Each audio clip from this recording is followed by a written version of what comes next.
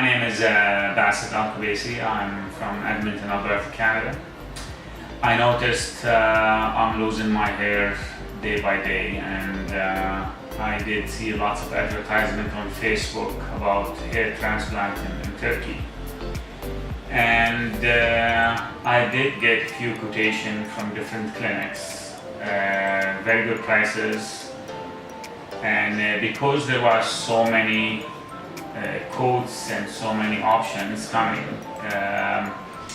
I was like, didn't know what to do. So I did my research, and my friend helped me kind of choosing the right person.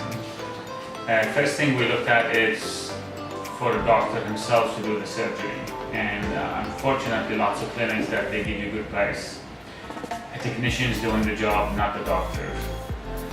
With Dr. Arslan, I decided to go with him is because he's doing the work himself, and for the price that I paid, I think it's a very good price for a professional to do the work.